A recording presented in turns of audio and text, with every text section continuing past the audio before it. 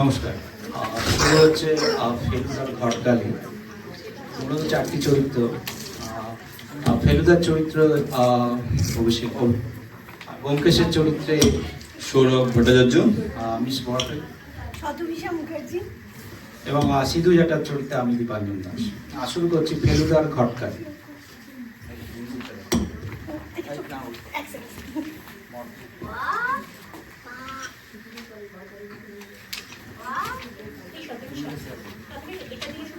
না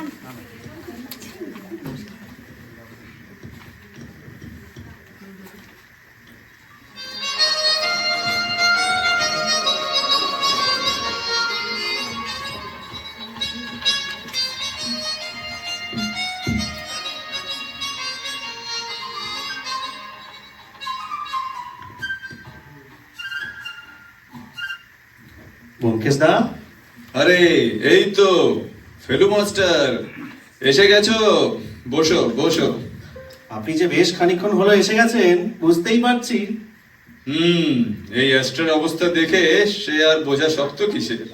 তাছাড়া হ্যাঁ, তাছাড়া সামনে এই যে খোলা কাগজ, ক্রসওয়ার্ড শেষ হয়ে গেছে, সুদকুও প্রায় শেষ, তাই থেকে সাধু সাধু। আসলে দাদা, সেই যে বলে না, habit is the second nature. আপনারও নিশ্চয়ই এমনটাই হয়। আজকাল কথা বলার আগেই জানেন ওই তথ্য প্রমাণ যুক্তি অনুমানগুলো না কেমন যেন মগজের মধ্যে গজগজিয়ে ওঠে। বুঝলে না, এই স্বনামধন্য লেখক চলচ্চিত্রকার সত্যজিৎ রায় মহাশয় আর বংশখ্যাত প্রতিভাবান পুরুষ শরদিন্দু বাবুর কল্যাণে এমন দশা আমাদের। কিন্তু দাদা, ওই উপচানো এস্টেটি যে আপনার বিরুদ্ধে বেশ কড়া রকমের সাক্ষ্য দিচ্ছে, আমাদের সত্যবতী বৌদি যদি জানতে পারেন যে তার চোখের আড়ালে আপনি এইভাবে। কথার সুরটা তো তেমন সুবিধা লাগছে না। এই ছোকরা ব্ল্যাকমেল করবার মতলব নাকি? কি কি চাই বলো তো তোমার? মহামূল্য এক বস্তু, আপনার সুস্থ দীর্ঘ জীবন। Well said. আচ্ছা আচ্ছা, চেষ্টা করবো নিশ্চয়। তা তুমি কি নিজে ধূমপান একেবারে ছেড়ে দিয়েছো? ছাড়োনি। তোমার আঙুলের ওই নিকোটিনের দাগ দেখেই। দেখুন, আপনার সামনে মিথ্যে কথা বলে তো লাভ নেই, ধরা পড়েই যাব। কিন্তু অনেক অনেক অনেক কমিয়ে ফেলেছি। কাকে শেখাচ্ছ এই ছোকরা? ধূমপায়ীদের এসব বাজার চলতি সংলাপ আমিও ঢের বার উচ্চারণ করেছি তোমার বৌদির সামনে। তা যাকগে, এবার বলো দেখি বাবু, হঠাৎ এমন অভূতপূর্ব পরিকল্পনাটি তোমার মাথায় এলো কি করে? ব্যাপার কি জানেন দাদা, সিধু জ্যাঠা ইদানিং বড্ড একলা হয়ে পড়েছেন। আমাদেরও আর তেমন যাওয়া হয়ে ওঠে না। এই গুগল সাহেবের কৃপায় বুঝতে পেরেছি। আগে আগে যে তথ্য জানার জন্য তুমি কথায় কথায় তার বাড়ি দৌড়তে, ইদানিং খাটে শুয়ে আঙুলের একটি হালকা টোকাতেই তা জেনে যাচ্ছ। কাজেই হ্যাঁ দাদা, বিজ্ঞান আমাদের বড় কুড়ে করে ফেলেছে, মানতেই হবে। তাই তুমি তার একটি সুযোগ্য জীবন সঙ্গিনী খুঁজে দিতে চাইছো, যাতে কিনা। মাস কয়েক আগে ভদ্র মহিলার সঙ্গে ফেসবুকে আলাপ, বুঝলেন। শ্রদ্ধেয় আগাথা ক্রিস্টি মহাশয়ার মানস কন্যা মিস জেন মার্পল, ভারী গুণী মহিলা। তখনই মনে হলো যদি সম্পর্কটা সত্যি দাঁড়িয়ে যায় তবে একেবারে রাজ্যটক। সে অত নিশ্চয় করে কিছুই বলা যায় না আগে থেকে থাকতে। যাকে একটি ডিটেইলে বলো তো। বলা মাত্র সিধু জ্যাঠা রাজি, আর তারপরই কপাল ঠুকে মেম সাহেবের প্রস্তাবটা দিলুম, বুঝলেন। আর তিনিও তখন একবারে আউটরাইট রিজেক্ট করলেন না, বললেন ভেবে দেখছি। আর তারপর তো জেনে রেখো ফেলু, মহিলারা কোনো কালে এক কথায় নিজেদের মনের ভাব প্রকাশ করেন না। এই আমার ব্যক্তিগত অভিজ্ঞতা। কিন্তু হ্যাঁ, শেষ পর্যন্ত তিনি অনলাইন যোগাযোগ না করে সিধু জ্যাঠার সঙ্গে আগে একবার মুখোমুখি বসতে চাইলেন, আর নিজেই ইন্ডিয়াতে আসার কথা বললেন। বুঝতে পারছো তো? আসল কথা, এই মিস মার্পলও নিশ্চয় নিঃসঙ্গ। তা না হলে। আশীর্বাদ করুন দাদা, যেন সার্থক হয় আমার ঘটকালি। সর্বান্তকরণে আশীর্বাদ করছি ভাইয়া। তা আজ কখন সিধু জ্যাঠার আগমন হবে? মেম সাহেব যদি তার আগেই এসে পড়েন তবে ব্যাপার কিন্তু সুবিধের হবে না। আমি তো দাদা আমার সঙ্গেই করে তাকে নিয়ে আসতে চেয়েছিলাম, কিন্তু তিনি রাজি হলেন না। বললেন কিছু ব্যক্তিগত কাজ সেরে ঠিক সময় চলে আসবেন। ও আচ্ছা, কি কাজ বুঝে ফেলেছি। বৃদ্ধ নিঘাত মাঞ্জা দিতে গেছেন, প্রথম আলাপেই মেম সাহেবকে যাতে। আরে তাই তো, ঠিকই বলছেন দাদা, সত্যি এটা আমার মাথায় আসেনি। এ মনস্তত্ত্ব তোমার মাথায় আসবে কি করে ভাই? কোনো কালে কি মেয়েদের সঙ্গে মেলামেশা করেছো? তোমার চারদিক ঘিরে তো কেবল যত রাজ্যের বাউন্ডুলে ব্যাচেলারদের ভিড়। এই যে ফেলু, বাহ, ব্যোমকেশ এসে পড়েছো। দেখেছো যা বলেছি, ডিজাইনার টি শার্ট, এখান অব্দি ভুরভুর করছে জোভান মাস্কের গন্ধ, আর পাউডারের তো একেবারে শ্রাদ্ধ করেছেন ভদ্রলোক। আসুন সুবিজাটা, বসুন। বাহ, রেস্তোরাঁটি তো দিব্যি চমৎকার, ছিমছাম সাজানো। এদিকটা বেশ নিরিবিলি, সামনে দিয়ে গঙ্গা বয়ে চলেছে। তা ফেলু, তা মেম সাহেবের তো আসার সময় হয়ে গেল। হ্যাঁ জ্যাঠা, তিনি এবার ওই ওই তো বলতে না বলতেই, hello, good evening madam, welcome, please be seated, let me introduce. হ্যাঁ হ্যাঁ বসছি। অত আদব কায়দার দরকার নেই হে ফেলুমিট্টি। আমি দেখা মাত্র তোমাদের সকলকে চিনে ফেলেছি। নমস্কার সিধু বাবু। আর এই যে সত্যান্বেষী ব্যোমকেশ বক্সী। নমস্কার ম্যাডাম। তোমার তো আবার গোয়েন্দা শব্দটাতে অ্যালার্জি। তা কিনা নামে কিবা করে, গোলাপে যে নামে ডাকো সুগন্ধ ভিতরে। খুব ভালো লাগছে ম্যাডাম, আপনি এমন চমৎকার বাংলা শিখে নিয়েছেন। নমস্কার ম্যাডাম, আন্তরিক অভিনন্দন জানাই আপনাকে। সাব্বাস, কিয়া বাট! একেই তো বলে জাত গোয়েন্দা। আমার এমন নিখুঁত বাংলা শুনে অবাক হওয়া নেই, চমকে ওঠা নেই। যাক, বড় আনন্দ হলো। গোয়েন্দাদের অবাক হওয়াটা মানায় না। তাদের কাজ হলো আশেপাশের লোককে অবাক করে দেওয়া। আর সিধু বাবু, আপনি মুখের হাঁটা বুঝিয়ে ফেলুন, নইলে মাছি ঢুকে যাবে এবার। মানে কি কাণ্ড! এমন বাংলা কথা বিদেশিদের মুখে আমি আমি তো ভাবতেই পারছি না। আমার ফেবলে যাওয়ার মতো কিছু হয়নি। তা একেবারে গলে খেয়েছি এই বাংলা ভাষাটাকে, বুঝলেন? উত্তর আর দক্ষিণ এই দুরকম কলকাতাইয়া তো বটেই, এছাড়া বীরভূম, মেদিনীপুর, শান্তিপুর, তারপর ওপার বাংলার হলো গিয়ে বরিশাল, খুলনা, চাটরা। কোনটা চান বলুন একবার? ফেলু, মহিলাটি বড় ক্যাট ক্যাটে, কেমন যেন ছড়ি ঘোরানো টাইপের। বেশ হামবড়াইয়ে ভাবও আছে। চুপ চুপ চুপ, শুনতে পাবেন। উত্তর কলকাতায় ভাষাতেই আমি বেশি স্বাচ্ছন্দ্য বোধ করি। এলুম গেলুম করলুম বললুম, লুচি, নেবু, নেজা, লঙ্কা, আচাই। না না, যথেষ্ট যথেষ্ট। আর ব্যোমকেশ, আগে থেকে একটা অনুরোধ রইল। ফেরার সময় তোমার গাড়িতে আমায় যদি একটু হোটেলে পৌঁছে দাও। নিশ্চয় ম্যাডাম, অনুরোধ কি বলছেন? আপনি বয়োজ্যেষ্ঠা, আদেশ করুন। অমন বুড়ি বুড়ি করো না তো। সে কি কথা ম্যাডাম, তা তো বলিনি। অবশ্যই বলেছ। শোনো তবে, যার নাম চাল ভাজা তাকেই বলে মুড়ি। আর যতই বলো বয়োজ্যেষ্ঠা, মানেটা দাঁড়ায় ওই বুড়ি। তবে জেনে রাখো হে সত্যান্বেষী, যৌবন বড়ই আপেক্ষিক। এই যে আমাদের মিস্টার হোমস। মানে আপনি কি মিস্টার শার্লক হোমসের কথা বলছেন? হ্যাঁ হ্যাঁ, আবার কি? সে আমাকে তোমরা যতই বুড়ি মনে করো না কেন, মিস্টার হোমসের চোখে আমি একটি আধফোটা কুড়ির মতো নবযৌবন্যা ভিন্ন আর কিছুই নই। বটেই তো, বটেই তো। বয়সটা তো একটা সংখ্যা বই, আর কি। তবে সিধুবাবু, আপনার যে মাইনাস পয়েন্টটি আমি গোড়াতেই বুঝেছি। আপনি কিন্তু আদৌ পরিপাটি গোছালো স্বভাবের মানুষ নন। আমি ঠিক বুঝতে পারি না। তবে আমার গৃহসেবক নারায়ণেরও তাই অভিযোগ।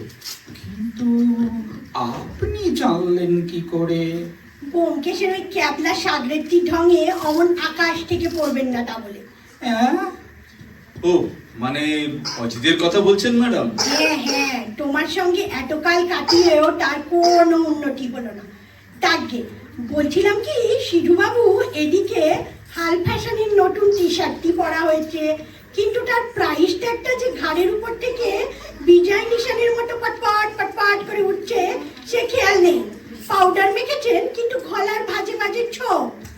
ওরে বাবা, ও ফেলু, আমার হাতের পায়ের পাতা ঠান্ডা হয়ে আসছে, কপালে ঘাম ফুটে উঠছে, বুক কাঁপছে, শরীর রোমাঞ্চিত হচ্ছে।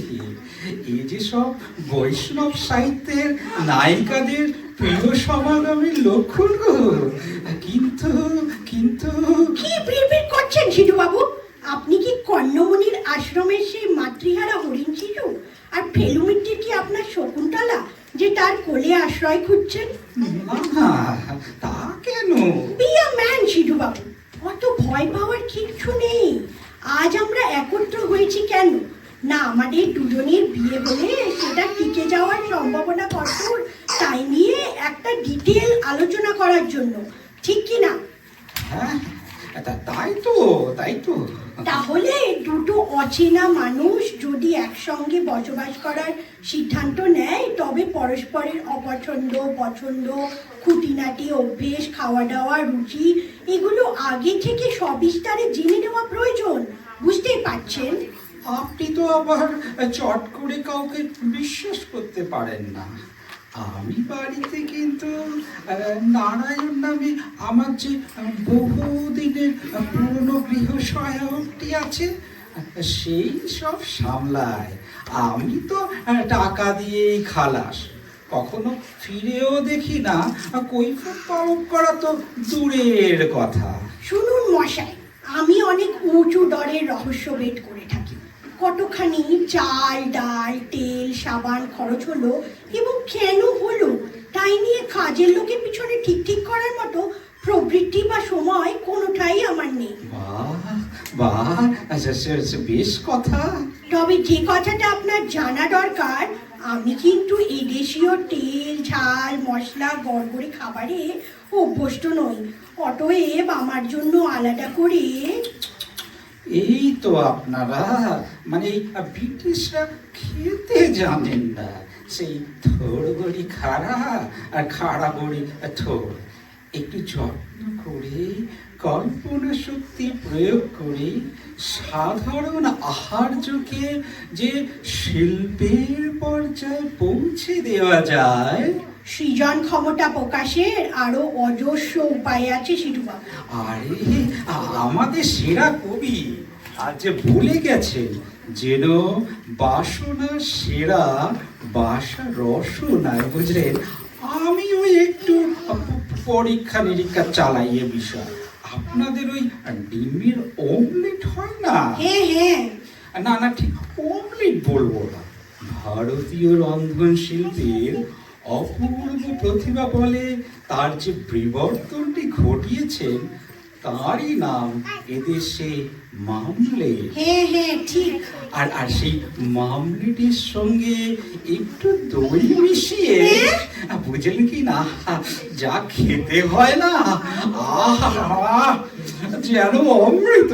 সে আবার কি? হ্যাঁ ম্যাডাম, কি বলবো, তার উপরে যদি একটু অল্পখানি ভেলি গুড় ছড়িয়ে দেন, সঙ্গে কুচি কুচি করে কাঁটা রসুন ভাজা আর দু চারখানি কুচি তুলসী পাতা, খেলে মনে হবে স্বর্গে আছি।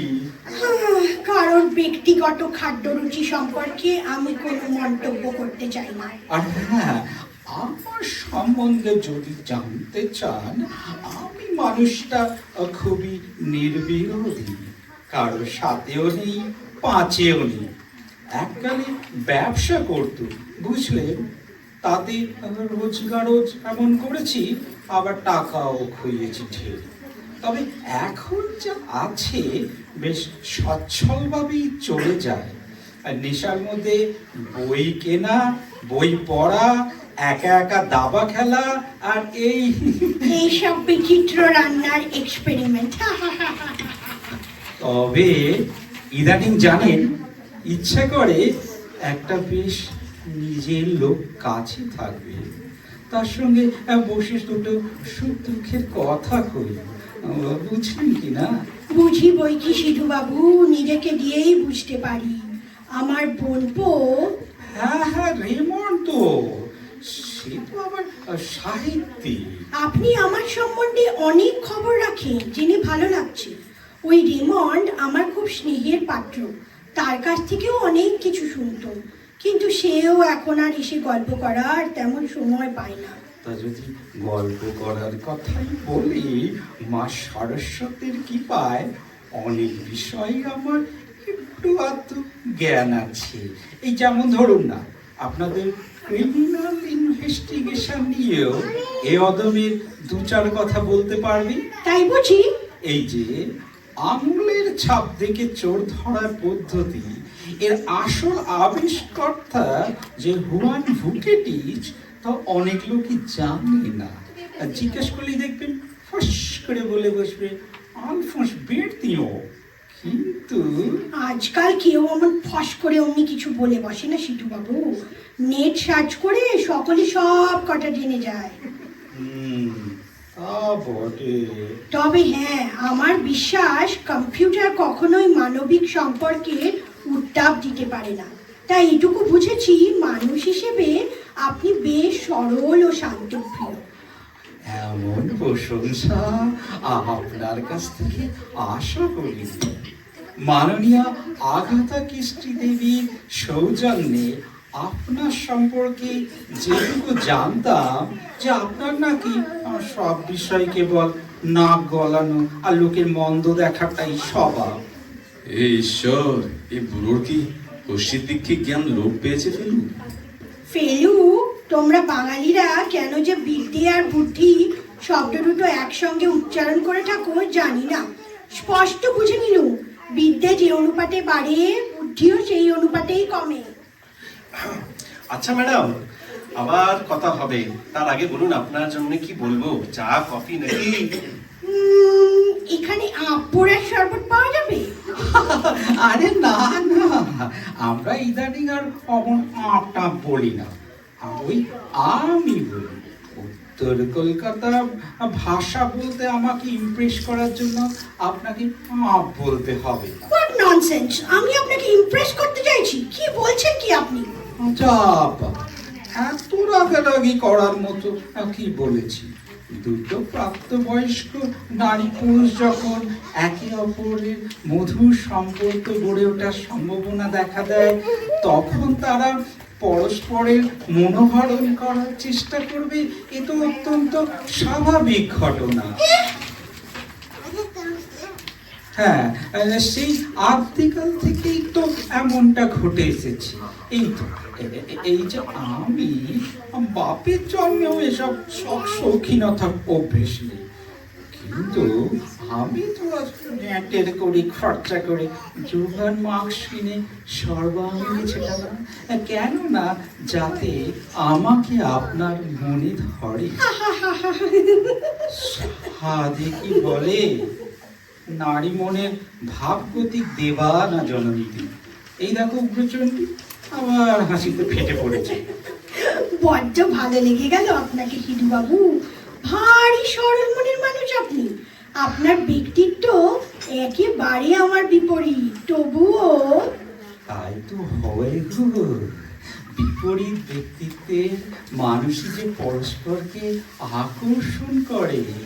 বইয়ে পড়নি? এই যে ব্যোমকেশ, ফেলু, তোমরা একটু ওইদিকে গিয়ে বসো তো। বড়দের সব কথা এমন হাঁ করে গিলতে নেই। হ্যাঁ হ্যাঁ, ওইদিকে। হ্যাঁ হ্যাঁ জ্যাঠা, আমরা ওদিকে যাচ্ছি, আপনারা কথাবার্তা বলুন। এইখানে বসি, বুঝলে? তাহলে সব শুনতে পাবো। সত্যান্বেষীরা আরি পাতলের দোষ নেই। কি মনে করছেন ব্যোমকেশ দা, আমরা কি একটি মেম জ্যাঠি লাভ করতে চলেছি? আমার তো তাই অনুমান। জমে যে দেখছি একেবারে কুলফি। শুনতে দাও। বুঝলে যে ও নামে কতদিন কেউ ডাকেনি আমায়, সারাক্ষণ মিস মারবে, শুনে শুনে কান পচে গেল সিধু। যে তুমি যদি আমার বিয়ে করো আমি ধন্য হয়ে যাব, সত্যি বলছি। তবে কিনা হাঁটু গেড়ে বসে প্রপোজ করতে পারবো না গো, বড় বাতের ব্যথা। যে আমার প্রশ্নের উত্তর দেবে না যে? এক নিমেষের মধ্যে কত কি ভেবে নিলুম। আমায় তুমি বিয়ে করতে চেও না সিধু? এ কি শেষের কবিতায় লাবণ্যের সুর লাগছে কেন তোমার কথায়? সেও অমিত রায়কে ঠিক এমনটাই বলেছিল। রবি ঠাকুর যে সত্তর-দ্রষ্টা মহাকবি ছিলেন সিধু, ঠিকই বুঝেছিলেন। এই সুন্দর সন্ধেটি, এচড়ে পাকা ওই দুটো বালকের উদ্যোগে তোমার আমার এমন আশ্চর্য মিলন, সামনে দিয়ে বয়ে চলা গঙ্গা নদীটি আমাদের প্রথম মুগ্ধতার সাক্ষী হয়ে চিরকাল আঁকা থাকুক মহাকালের সোনালী খাতায়। নয়তো নয়তো কি? নয়তো বিয়ের পরে প্রতিদিনকার ঘষাঘষিতে কি আর টিকবে এমন মায়াবী অনুভূতি? হয়তো তোমার কাণ্ড দেখে কোনোদিন রেগে মেগে বলে বসবো, ইডিয়েট, স্টুপিড, ব্লাডি ফুল। না না না না যে সইতে পারবো না, তোমার মুখে অমন সম্মোহন সইতে পারবো না কিছুতেই। তবে আমি তোমার দিঘির জল হয়েই রয়ে যাব সিধু, সেই লাবণ্যেরই মতো। তোমার সর্দার শঙ্কর রোডের জানলা দিয়ে যখন রাতের আকাশে তুমি দেখবে তারাদের দীপাবলি অনেক দূরে, তখন আমার সেন্ট মেরি গ্রামে নামবে হলুদ বিকেল। তখন ও প্রান্তে আমি আর এ প্রান্তে তুমি, দুটি ল্যাপটপ খুলে বসবো, দেখবো দুজনে দুজনের মুখ, ইটার তরঙ্গে ভেসে ভেসে দুজনের কাছে পৌঁছে যাবে দুজনের কথা। তাই ভালো যে, তবে তাই হোক। কিন্তু সেই দিনগুলোতে ওই গাউন কি স্কার্ট মার পরলে চলবে না বলে দিল। ও মা, কি পরবো তবে? পুরো একখানি সোনালি জরির কাজ করা লাল টুকটুকি শাড়ি চলো পছন্দ করে আজ কিনে আনি সে। তা হবে আমার মুগ্ধ প্রাণের প্রথম উপহার। শাড়ি পরা যে বড় হাঙ্গাম গো, পায়ে ঝুড়ি মুড়ি পড়ে যায় যদি?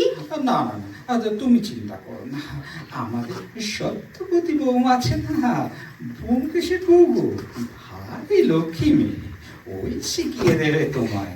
তবে তবে সবই কত হাজার মাইল দূর থেকে আমাদের দেখা হবে যখন, সেই দিনগুলিতে ওই শাড়ির আঁচলটি তুমি তুলে দিও তোমার মাখন রঙা মুখখানি ঘিরে, আর কপালে খুব সন্ধ্যা তারার মতো একটি জলজলে টিপ। আমায় ডেকো সেদিন মোনামি বলে, ফরাসি ভাষায় যার মানে প্রিয়তম। কি ডাকবে তো? যত সব জানি না, যাও, পাগল একটা।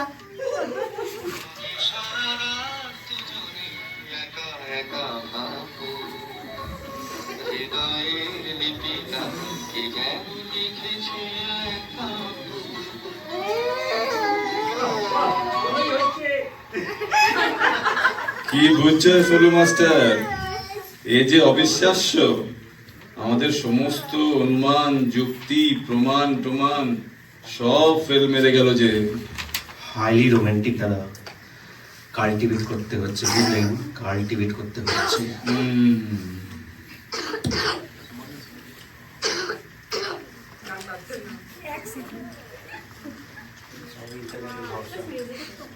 সস্তা টেকা লাগে। নমস্কার। নমস্কার।